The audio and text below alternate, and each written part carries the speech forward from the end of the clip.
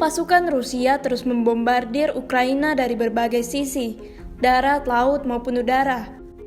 Saat ini diketahui bahwa Rusia berhasil merebut pembangkit listrik tenaga nuklir Chernobyl dari Ukraina Kamis 24 Februari 2022. Organisasi Dokter Internasional untuk Pencegahan Perang Nuklir atau IPPNW menyebut NATO maupun Rusia memiliki kemungkinan menggunakan senjata nuklir taktis. Sementara itu, Washington Center for Social Responsibility menjelaskan setiap sistem senjata nuklir bisa merusak kesehatan manusia.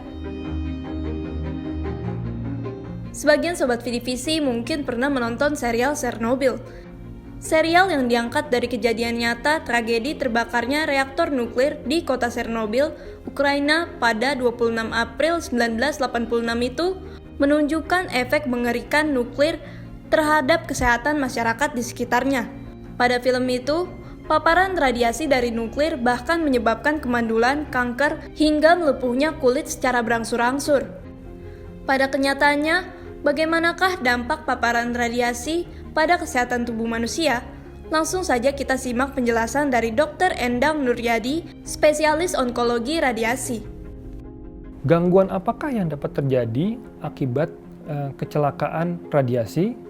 Ada dua secara garis besar gangguan, yaitu gangguan stokastik dan gangguan non-stokastik. Apakah itu gangguan stokastik? Gangguan stokastik adalah perubahan biologis karena paparan radiasi pengion yang menimbulkan perubahan sifat sel ke arah teratogenik atau karsinogenik.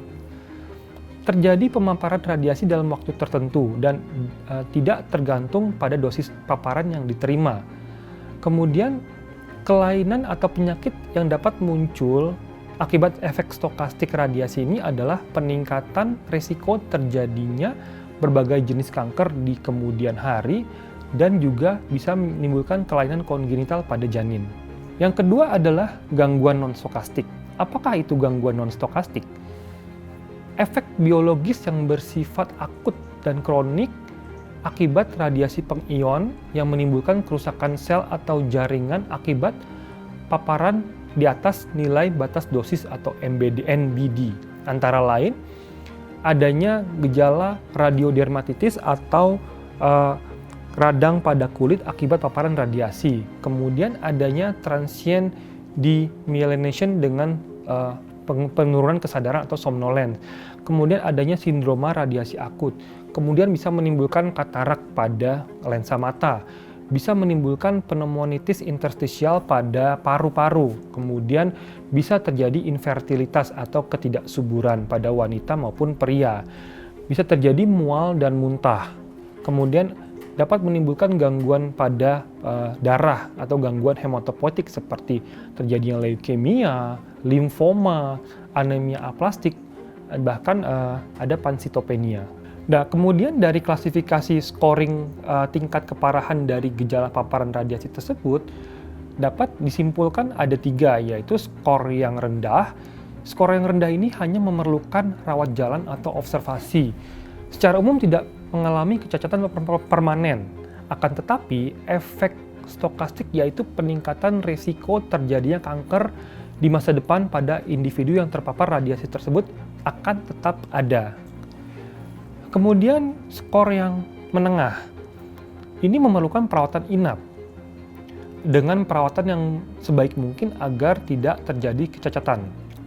Akan tetapi, kecacatan yang berupa gangguan fungsi hematologi dapat sangat terjadi, yaitu seperti aplasia sumsum tulang yang memerlukan terapi sangat intensif hingga transplantasi sumsum tulang. Keadaan di mana diperlukan transplantasi sumsum tulang merupakan keadaan yang cacat permanen. Skor yang tinggi pada klasifikasi dari penilaian paparan radiasi adalah merupakan keadaan terminal, di mana skor tinggi tersebut pada kebanyakan akan berakhir dengan kematian. Apabila perawatan sangat intensif diberikan dan individu yang bersangkutan berhasil melalui masa kritis dan terjadi perbaikan, maka yang bersangkutan dapat mengalami cacat yang permanen yang diakibatkan dari sekuele perawatan. Sebagai contoh, koma atau shock yang berhasil ditangani sangat mungkin menimbulkan gangguan neurologis pada individu tersebut. Sobat Vidivisi, jadi dalam dunia medis radiasi memang digunakan untuk metode pengobatan penyakit seperti kanker pada dosis yang telah diukur. Tetapi paparan radiasi yang tidak disengaja terpapar pada orang atau yang disebut dengan radiasi pengeon seperti pada perang nuklir tentunya akan berdampak buruk pada kesehatan. Tidak hanya efek ledakan seperti kebutaan, tuli, dan cedera lainnya seperti organ pecah, tengkorak retak, dan luka tembus dari bangunan yang runtuh, tetapi juga dapat menyebabkan gangguan syaraf, kanker, hingga keadaan terminal dalam jangka panjang, di mana kebanyakan berakhir dengan kematian. Stay safe and healthy, sampai jumpa di Health Today berikutnya.